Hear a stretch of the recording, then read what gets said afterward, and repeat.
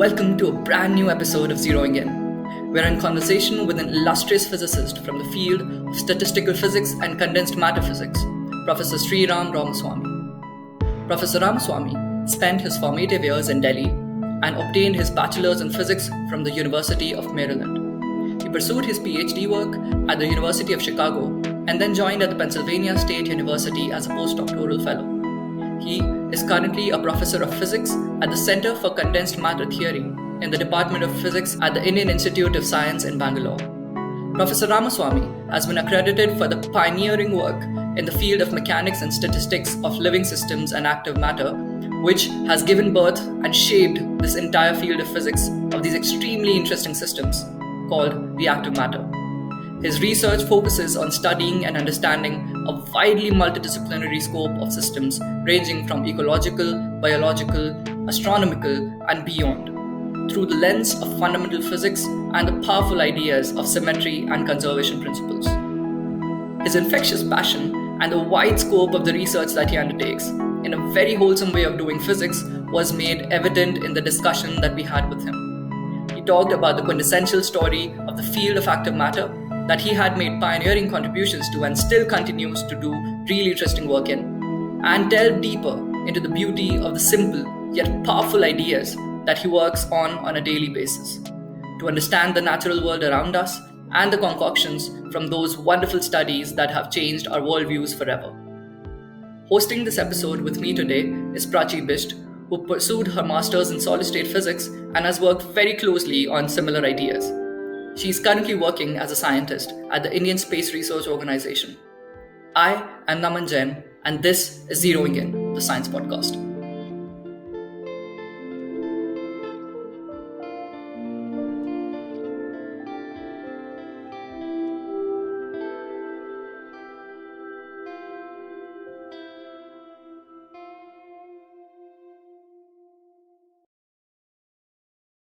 So, shall I start, or do you have some particular prompt you want to give me? No, this is exactly how. If you ask me currently what I'm working on, it is indeed mainly this thing that has come to be known as active matter.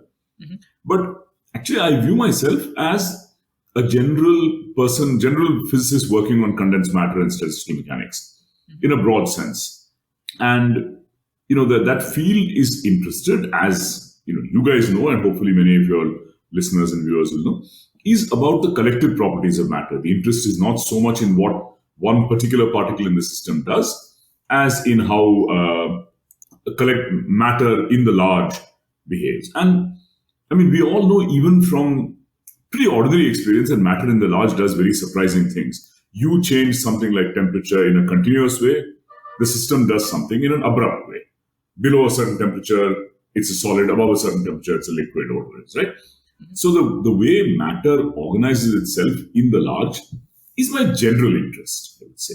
And, then you can talk about different kinds of matter. And then in some of those systems, the interest is in the mechanical properties, some others in the electrical properties and so forth, overall in the field of condensed matter physics. But I have been generally interested in systems in which quantum mechanics doesn't play an important role. So you can describe things using classical statistical physics. In that area, I have increasingly been interested not in systems that are held in a state of fixed energy or fixed temperature, but rather systems which are driven, that is to say, not systems with a fixed budget of energy, but systems with a fixed throughput of energy. So this could be a fluid that you're shearing, or a collection of particles that's perpetually settling, turning gravitational potential energy into kinetic energy, which it dissipates, or a collection of particles which has an internal energy conversion mechanism, like living things, and which take up energy either from a fuel tank or from the surroundings and turns them into work. So this last class of systems far from thermal equilibrium, is best exemplified by living matter, which takes food and converts it into something else, right? And physicists have found minimal, reduced descriptions in which you don't worry too much about the detailed machinery that does the conversion, but instead you say you've got a collection of particles, and the system is driven at the scale of the component particles. Each of them either is in contact with the nutrient bath just around it, or is powered, has a battery or a fuel tank on board and does something. And so rather than answer questions that are specific to biology, we say, if you've got matter of this type, what are the possible things it can do? We call that system active matter. And in that area, first of all, I should point out that even though the motivation came from biology, I view these problems from the point of view of physics. And what I've been doing mostly is in answering physics questions of these systems. And lately, a lot of my time has been devoted to systems which aren't even made of living components. One example which you may have seen from our published work is that you have a surface, and on that you have a bunch of particles sitting. And those particles have some funny shape. Maybe one end is different from another. And what you do is you supply energy input, and actually in a very stupid way, you just vibrate the system up and down. So you are interested in the two-dimensional motion of these particles. You vibrate this thing up and down, which means you're giving energy kind of indifferently to all the particles without picking out any special direction.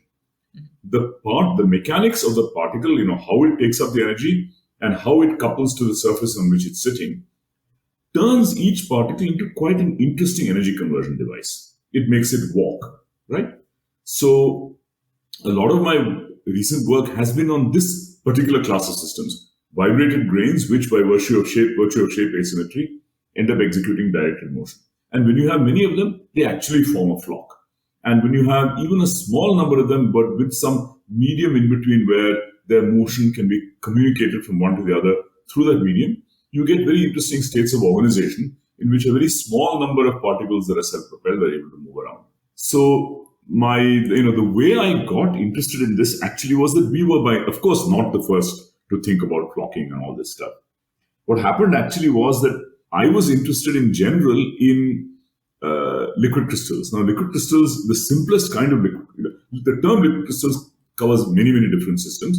But the basic idea is that there are states of organization intermediate between crystals and liquids, in the simplest of which you've got particles which are, which are elongated like this. Yeah. And what can happen is if you have a large number of them, they can condense into a state where their axes are lined up, but which is still a liquid.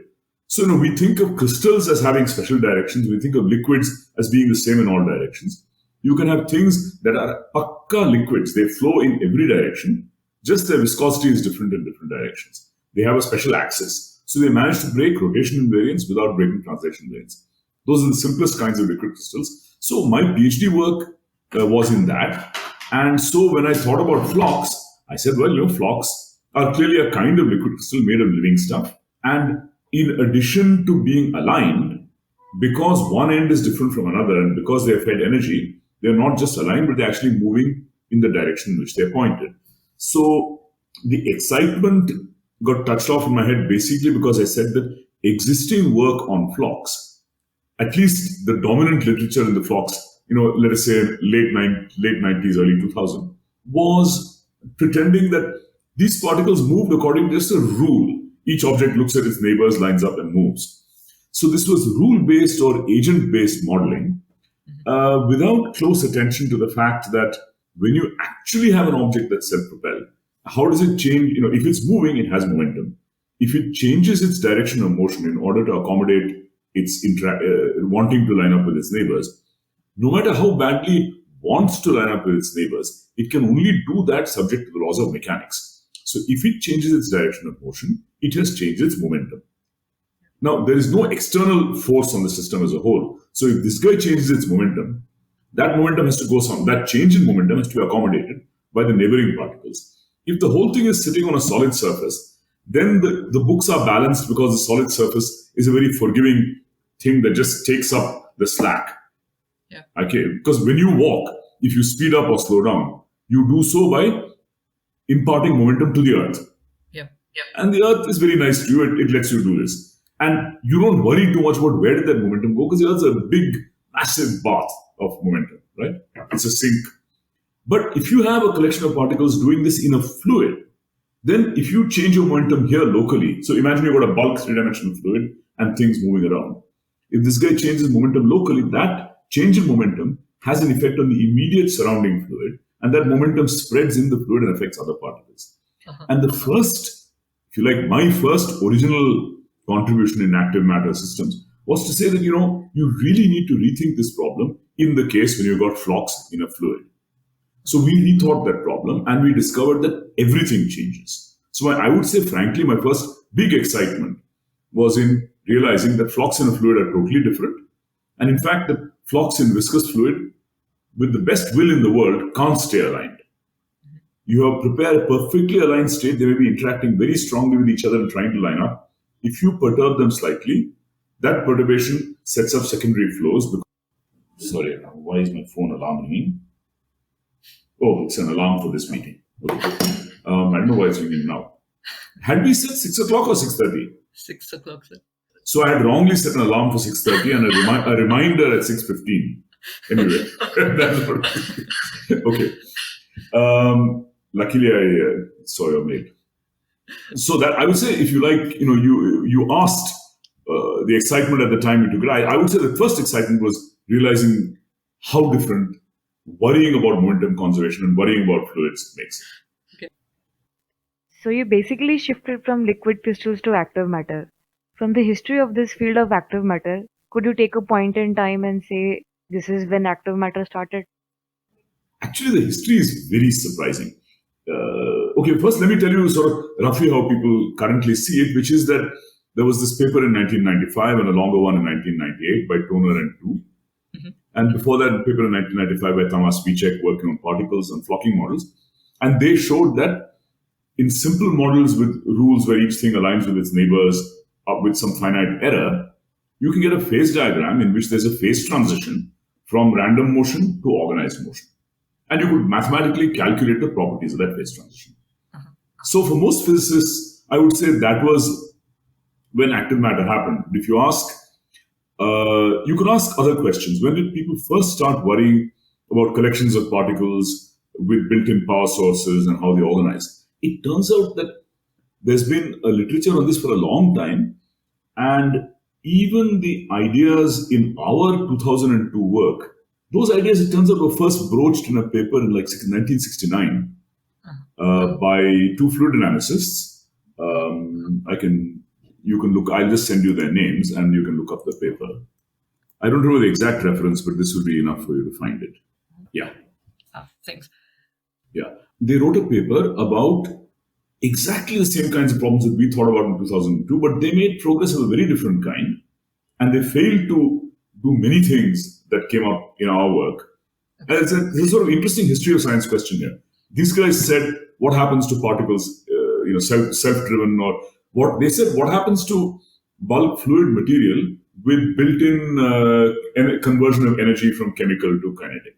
So they thought about same thing, right? I mean, you've got a system made up of particles, each of which is an energy conversion device. It's bulk fluid, momentum conservation is important, fluid flow is important. But there were several things missing. One, they said we are not interested in the kinds of uniaxial contractile stresses that take place when you've got biofilaments and motors. They didn't think about microorganisms. They just thought about tissue or tissue-like mediums on a long time scale, which is fluid. And they were interested in stresses that you make by, let us say, there's some scalar field like temperature or concentration of some chemical. If you take the gradient of that scalar field, you get a vector. If you take that vector times, not cross product, that vector tensor another vector, you get a tensor. That thing can be a stress tensor. So their approach was specifically to avoid anything resembling directed uniaxial movement, flocking, all those. They were well away from that. But they were really the first guys to think about this as a natural problem in fluid dynamics. And it's a beautiful paper. They issue a call to the field saying, look, guys, come and think about this. And nothing happened. And even till today, that paper is cited maybe 30 times or something in the literature. So it's a very interesting question in the history of science as to why this field didn't explode then. I can send you a link also to an article of mine in which I discuss this. Just a second, I'll just do that. But it is really interesting that nothing happened when this paper was written, when that paper in 69 was written. And I think the reason, as I point out in this article, is that a lot of the theoretical machinery that you need to do the kinds of active hydrodynamics we did wasn't there, had not been developed. Would you say that they have a framework now? Okay, so then there's a mixed answer to that. It's a very valid question. I would say the following, that if you want to write down, if you have a system which whose symmetries and whose broken symmetries you know, and if you want to write down equations describing its long-time large-scale properties using hydrodynamic methods, I think you can write down the equations. You can probably even phenomenologically add a more or less correct noise to it.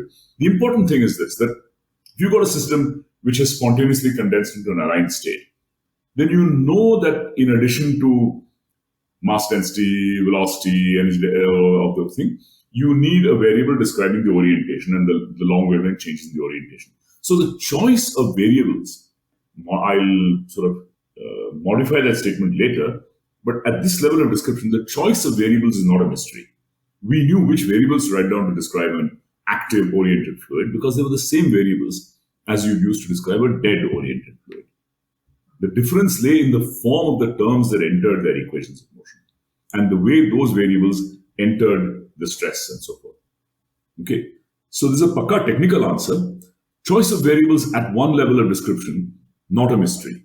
So one of the difficulties is even after you write down the equations of motion.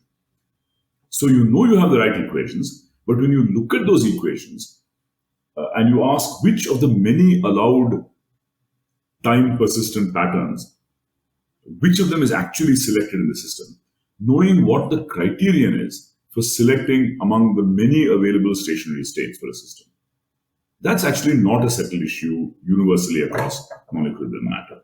So typically when you write down an equilibrium dynamical problem, you know that the state the system settles down into is the thermal equilibrium state, the lowest free energy state. You don't have a general criterion for this in outer equilibrium systems. So even if you have the equations, figuring out what the general criterion is very case dependent. In a particular set of equations, you might be able to do it. So that's a partial answer. There's probably a sort of grander answer, which is that if you look at a chunk of living material, let us say it's a piece of epithelial tissue, and you see that maybe it consists of elongated cells, so it's some kind of living liquid crystalline monolayer. You might think, look, I'll just write down the equations for pneumatic hydrodynamics with active stresses that these guys wrote down, that we wrote down, and everything should work. It's not completely obvious that those are the only variables you need to describe it, even at large distances and long times. And the reason is that living matter has taken the form that it has taken and settled down to the parameter values that it is settled down to as a result of evolution. So you can't rule out the possibility that the system, in the course of evolution, parameters in the system have been selected in such a way that somehow it's settled down to a very non-generic point in parameter space. That is, if you just take a collection of particles and you say, okay, these guys have some rule of some, they have a shape and they have an interaction potential and they're also drinking energy and turning it into work, you can write down the equations. But maybe because living matter is the result of evolution, maybe there are additional relations amongst parameter values in these systems that are strictly the result of being evolved matter. And there is some evidence in some kinds of living matter that this is the case. There is an article, we have not worked on this, or I can give you references to an article in which,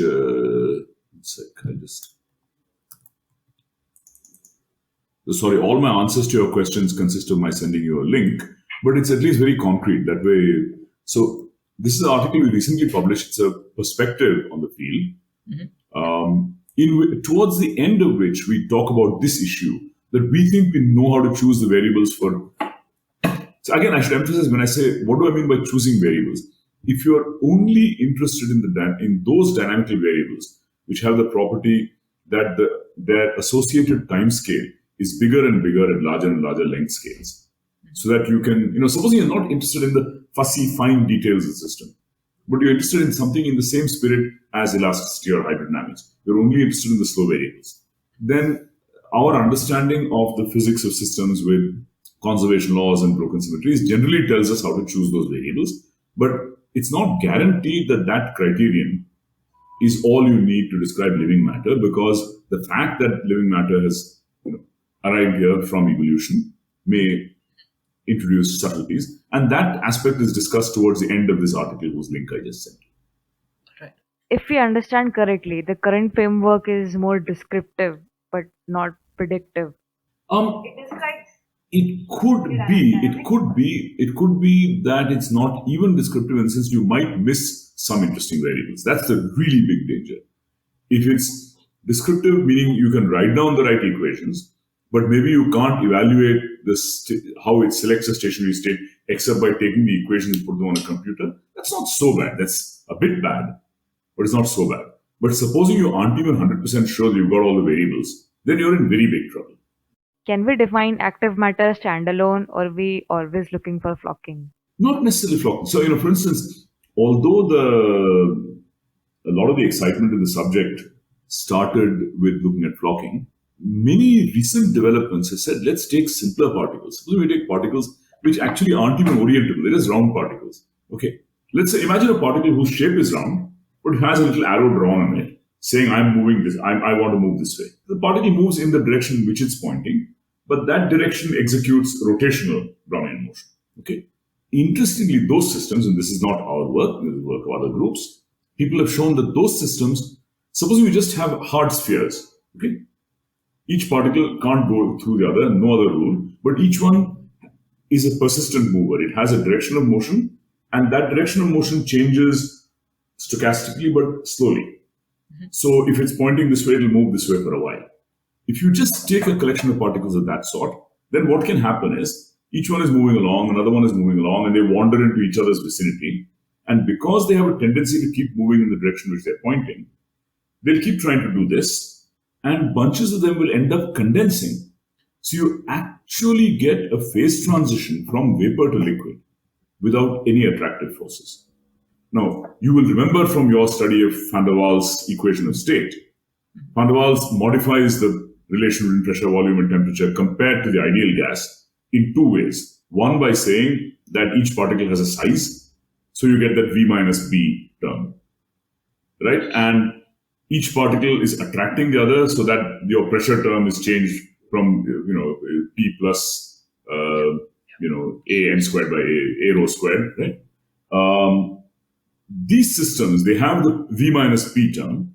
They don't have the attraction, so Van der Waals' A term is not there. Instead, they have persistent motion, and because these two guys are pointing this way and keep moving, they end up going on trying to go towards each other, not because this guy cares which way this guy is going or this guy cares where this guy is, but because each one keeps going the way it's going and it changes its direction rather slowly, and each one can't go through the others. So they end up condensing onto each other. So forget about flocking, forget about liquid crystal ordering, just plain vapor to liquid phase transition happens even in these systems without attraction. So I have a follow-up question. Do these systems have information within themselves about when to transform, etc.? No, the rule, no information. The behaviors are just what I told you. Each particle has a direction drawn on it, and it tends to keep moving in that its present velocity is at a fixed speed and in the direction in which it's currently pointing, and that direction executes a pure rotational Brownian motion, nothing else. The angle as a function of time will spread because you're randomly going this way, that way, this way, that way. No other parameters. The so-called phase diagram of the system is just determined by these two. So it does no information processing. It blindly moves the way it's pointing. That's it. That's the only thing you need to know of these systems. So, you can write down a little computer program that does this and you'll see condensation. In many ways, it's my current favorite phenomenon in active matter is not flocking, but this thing. And of course, I feel very bad that I didn't invent this thing. It's like friends of mine did, but it's not the same thing. I also want to take a step back and ask you, I mean, when you were jumping into the field, I mean, when you were, for instance, jumping from the undergraduate to the graduate courses and so on, what was the armory of kind of like mathematical and physical background that you had, and did it prepare you somehow to look at this field or something of that sort? Well, like many young physics students, I wanted to do general relativity. I was an undergraduate at the University of Maryland. I'd gone there because my father was sent to Washington for 2 years back in 1973. So I ended up doing my undergraduate studies in Maryland. And there were many good groups there, but one of the most attractive groups was the relativity group because it consisted of incredibly independent autonomous students. There was a big relativity theory room in which all the students sat, and they ran their own lives. They did their own research. They talked to each other. So I thought I'd died and gone to heaven. I mean, these were real researchers. They were people a few years older than me who were already, proving theorems or, calculating stress tensors or whatever it is. And they were working with each other. You didn't even see their advisors. So, and the relativity group in Maryland was very, very good. But these students were a real inspiration. So I thought, yeah, of course, this is a subject I want to work in. And so actually the first 3 research papers in my life were in GR. And it took some time before I changed. So my life in graduate school is a series of accidents. I started out, in fact, if you really want to know, I was very clueless in how to run my life. I was very young. I was too young for the stage of studies I was at. And so initially I stayed at graduate school at Maryland because I applied very late to other graduate schools. Very late meaning really late. Like I applied in June of the year I was looking to go, of that year. Okay. So wherever I applied, I was accepted, but they said we've given away all our scholarship money. Okay. So Maryland had lots of undergraduates and therefore lots of teaching assistantships. So I stayed at Maryland for a year and I worked with another student and wrote a senior grad student took me in hand and said, "Chalo, we'll write a paper." So I worked in GR. Next year I applied a little earlier. I got into the same graduate schools and I decided to go to Chicago. Went to Chicago, worked in the relativity group for a year and then realized I didn't want to do that. Probably they wouldn't have kept me, but before they told me to leave, I left. And I started working in high energy physics, but sort of at the interface with gravity. That also didn't go very well. Again, I did a nice piece of work, which is a nice paper, which people can read even today. But me and that advisor, it is not a match made in heaven. And so I then decided I'd do condensed matter stat mech. I mean, also because I'd heard lots of things were going on, normalization group, critical phenomena, all these things were very much in the air then. And people in high energy physics and statistical physics used to talk a lot to each other back then. And so I talked to some people in the condensed matter theory thing, and Gene Mazenko said, "Okay, I'll take you on." I started working with him. So there was no plan. I wasn't very prepared or anything like that. And it worked out okay because how I ended up doing liquid crystal physics was because Mazenko, my advisor, suggested a problem in liquid crystal hydrodynamics as the centerpiece of my PhD. But in the course of that, basically what he taught me was this view of matter, that if you want to describe matter in the large, what you need to know is what's conserved, what symmetries are broken, and you can go anywhere, you can do anything. You can describe arbitrarily complicated ordered materials, and that proved very, very useful. Mm-hmm. And that's really how it happened. And that's why when flocking kinds of phenomena came along, it is obvious how to write down the equations. That's all. You just write down the equations. So it was really by pure thought. So coming back to different systems, in general, what are the types of Linescales or energy scales you have seen when studying these kind of systems? So, I think one of the points really is that the same, if you've got a bunch of, how to put it? And let me just give an example again. Suppose you just have a collection of objects swimming through a fluid. Then as far as the equations go, it doesn't matter whether you're describing bacteria swimming in a tiny, tiny little droplet or fish swimming in the ocean. It's actually the same equations. The long wavelength physics has got to be described by the same equations. The same conservation laws and the same symmetries and they're both self-driven systems. They both have the same kind of broken time reversal invariance. Mm-hmm. Different terms in those equations will dominate in the two cases. But beyond that, you're actually guaranteed that it's the same terms. It's the same equation. So the length scale in that sense doesn't matter. As long as they are in the classical regime? So all this stuff is classical. There hasn't been a lot of effort to look at areas where active matter physics and quantum transport overlap. But there is an increasing mutual interest now, I think, because if you're just generally interested in a system in which the system as a whole is suffused with an energy source and the particles are doing some kind of energy conversion, the general form of the equation has to be the same. Yep.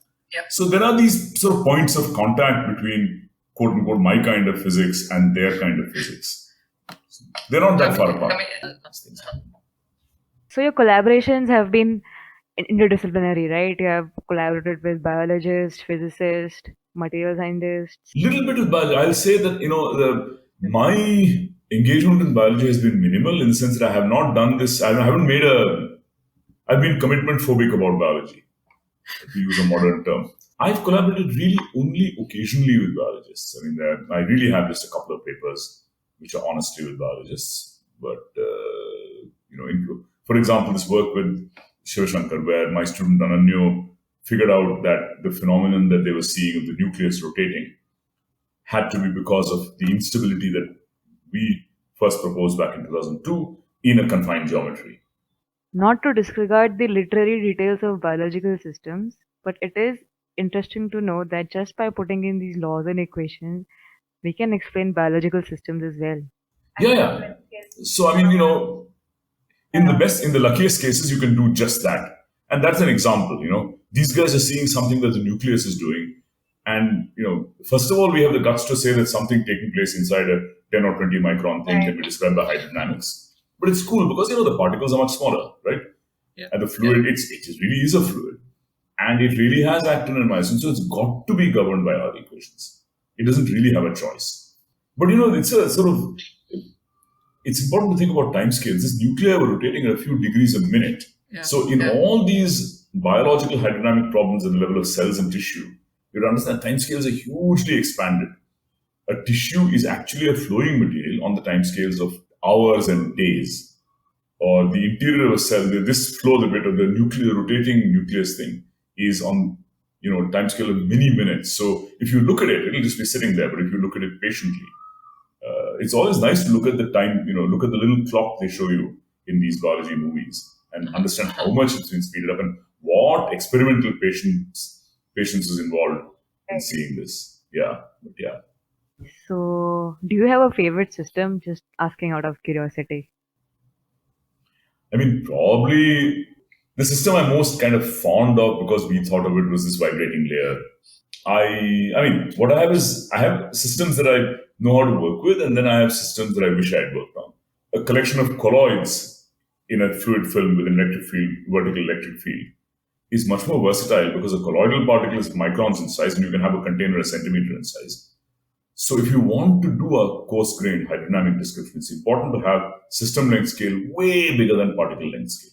In these vibrated rod or vibrated bead layers, the box is, if you're really lucky, the box is 50 times the particle size. In the colloids in a 1 centimeter container, there's a factor of 10,000. And if you want to do a long wavelength description, that's what you want. So I do often wish that we had jumped on that problem. We had realized that you can find self-organization in those problems also. We didn't. And so, I mean, I'm sorry, whenever people talk to me, I start thinking about things I might have done and didn't do, and sometimes beating myself up for not doing it. But anyway, those systems have a big advantage. So I like the granular vibrated systems, but you're always killed by the fact that you can easily do a simulation, a fully realized, fully faithful mechanical simulation that's much, much, much larger than the experimental system. So the irony is, it's easier to reproduce that experimental system in a simulation than to do the real experiment. The real experiment is nice, but often you'd be better off. And it's a real simulation, meaning that you put in all the mechanics, all the inelastic collisions, static friction. That's what Harsh Soni did for his PhD. It's a heroic work, his simulation. But finally, what happens is that if you want the full mechanical reproduction, you can do that. But the real experiment, for instance, if you've got rods that are 5 millimeters long and a container that's 15 centimeters in size, it's not great. The simulation is better. And simulation is a genuine experiment because you don't know what it's going to do. You are describing the micro-mechanics of the particles only. The self-organization is an outcome. We've talked about flocking quite often, and I mean, we'd like to just go back to the fundamentals and just wanted to ask you if you can explain the basic understanding of flocking we have, because I actually wanted to connect it to a question: if non-living things can also flock. I mean, So I'll give you an example, right? Our little vibrated layer of right. What you need is energy converting particles and particles that transduce energy into translational motion. And for that one minimal function, you don't need life. You need energy input, and you need a particle that has enough going on that it can convert that energy. That the energy input is unbiased. You just shake up and down. You don't tell it which way to go. The particle's own shape and the asymmetry of the particle tells lets it go. And if you have many of those particles, they flock. No problem. And you can even do better. I mean, the point is you can make particles of this sort. You could probably even, if you could create spatial variations in the vibration intensity, you could probably make it even seek out regions of higher or lower. You can probably make it do analogs of chemotaxis. You could probably do lots of such things. You can, if you play a lot with the systems, you can cook up lots of art imitating life type phenomena. You can do it even better with these chemical self-propelling particles. So then you've got a colloidal particle, and its part of its surface has some catalyst, has platinum on it, and you put it into hydrogen peroxide solution. Then what will happen is that as long as you keep the supply of hydrogen peroxide maintained, you will get a solute gradient on the surface of the particle. The catalytic part will have less peroxide, it will have more water and oxygen. The non-catalytic part, because the chemical reaction will have taken place more on the catalytic side, right? So along the surface of the particle, you have a solute gradient. If you have a solute gradient along a surface, in a fluid medium, you'll get osmotic flow along the particle surface. So the particle will start swimming. And as long as you keep the bulk supply of hydrogen peroxide maintained, that's the fuel, this little particle will keep swimming. And there's a few groups, probably Ayushman Sen's group at Penn State was the first to do it. Then House and Golestanian at Sheffield, various people did this and found beautiful phenomena. I don't think they've ever found flocking, because they have the interaction of these particles through the diffusing chemical field tends to make them point towards each other rather than point parallel to each other. So maybe if you have very elongated particles, you can have flocking competing with this. Those systems are great for imitating other lifelike phenomena like seeking out chemical, going up a chemical gradient, chemotaxis, those kinds of things. So not only living things, anything that has this basic property of being able to convert energy into movement and enough structure that that movement is directed. Okay, so far we have discussed systems that align or spontaneously flock. Have you seen some other qualitatively different kinds of self-organization, for example, oscillations in species or traveling wave kind of solutions? So, okay.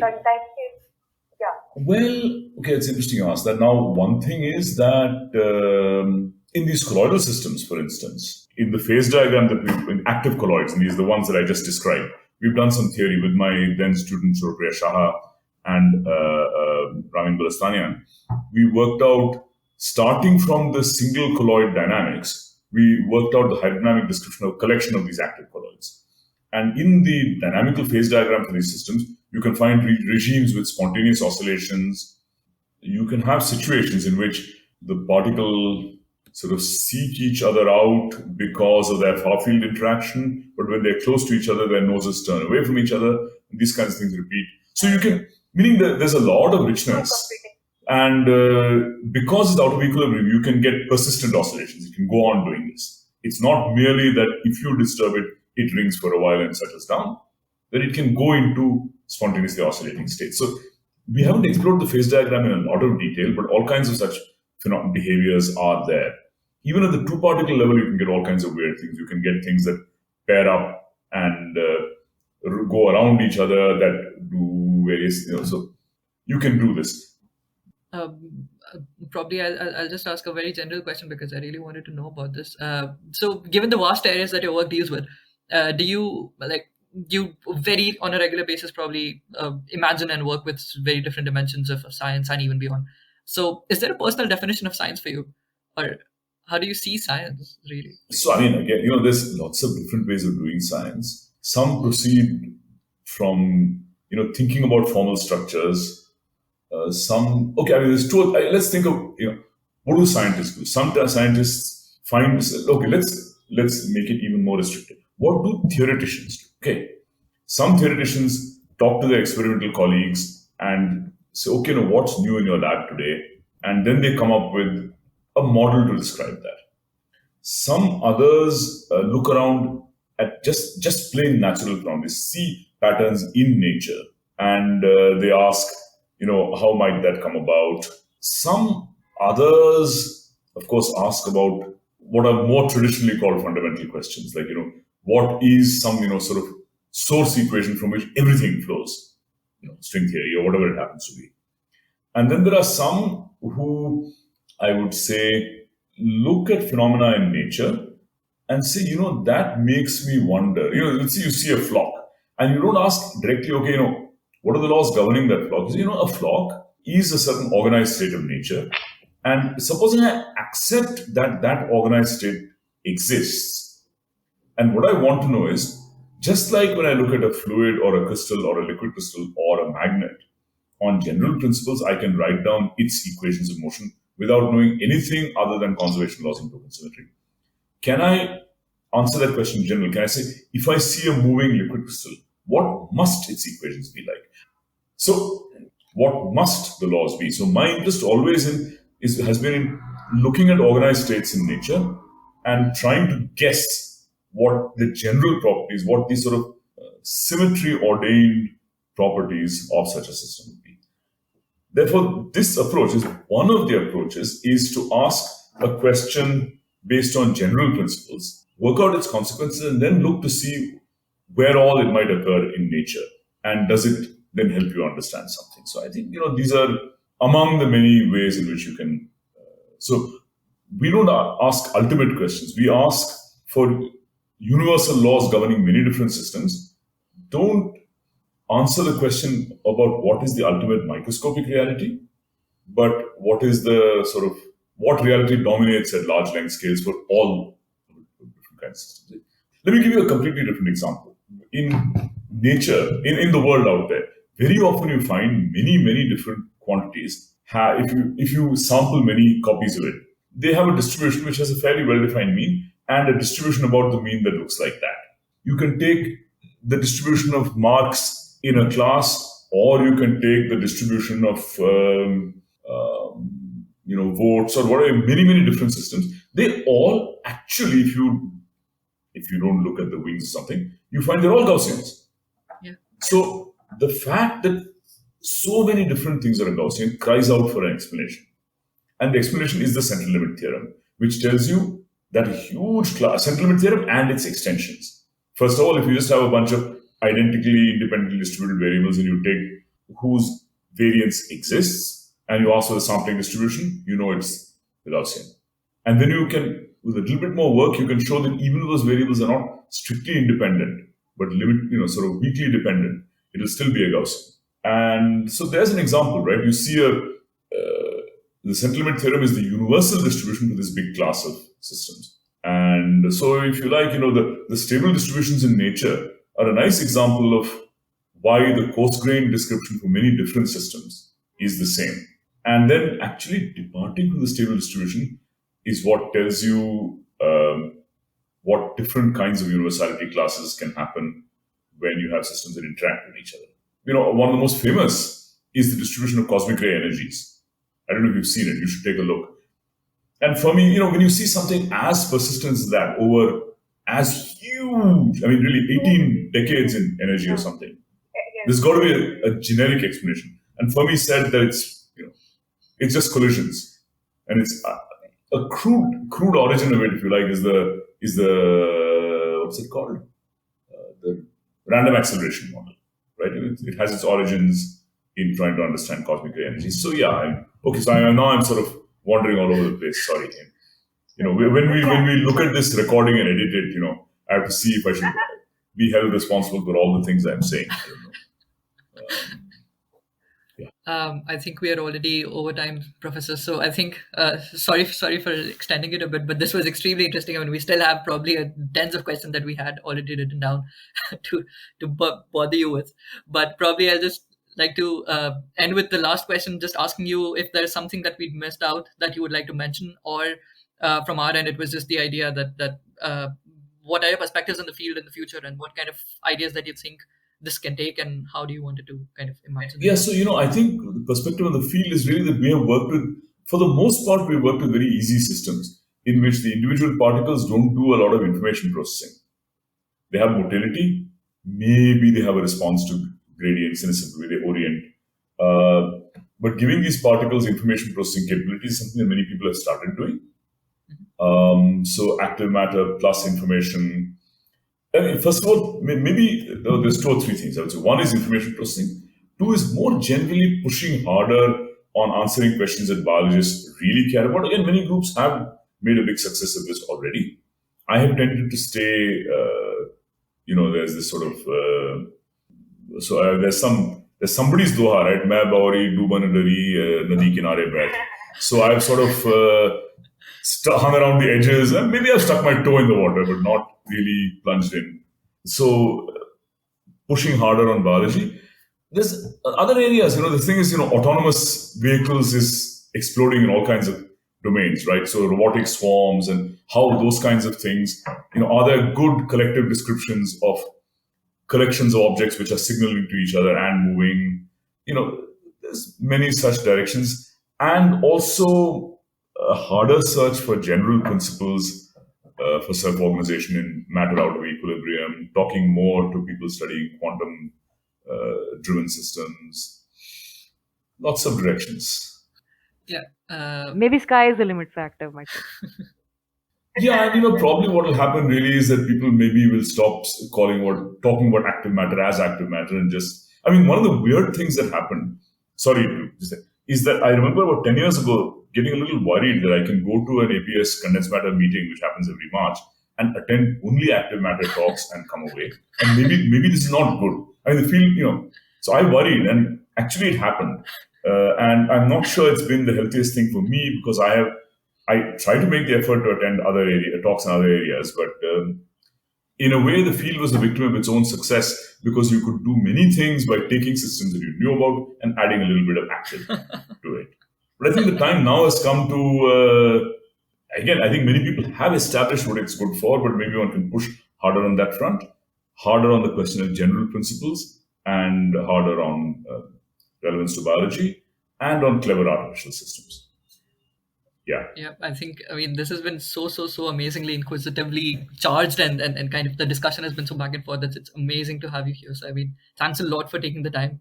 This has been I really enjoyed talking to you guys, I should say. And, your questions were really right on. They were very well thought out. Even the written ones that you sent, likewise. So, I had a great time. Thank you so much. I think I speak on behalf of all of us, and even the faces that you see lit up, it's just because of the discussion that we had, which is so amazing. So thank you so much, sir, again, for taking the time. Sorry that we went a bit overboard with the time. But... Could you show us your T-shirt? It looks very interesting. Yeah, actually, this T-shirt is cheating. It's my wife. My wife is at ICTS, and it's her badminton T-shirt. I can do everything except badminton. Ah. And actually, it's dishonest. I haven't played badminton in a few years. I like the game very much, but I haven't played in a long time. I forgot. I was actually hoping you guys wouldn't ask, because but really it's misrepresentation. I've been resisting badminton for many years, but I should get back to it. I thought it would say active matter, but... Yeah, no, I know I should. I don't have an active matter T-shirt, It's very bad. I should make one.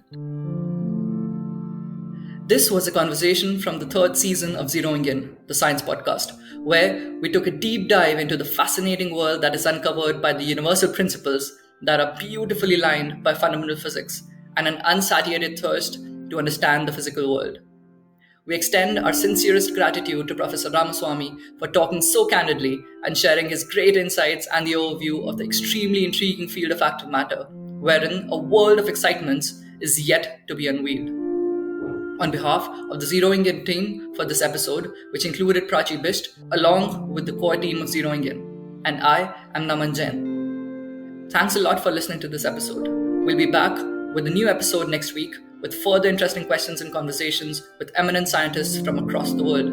If you have any suggestions, you can visit us on zeroingin.org or write to us on zeroinginpodcast@gmail.com and follow us on our Instagram or Facebook handles at zeroinginpodcast for the latest updates. Until the next time.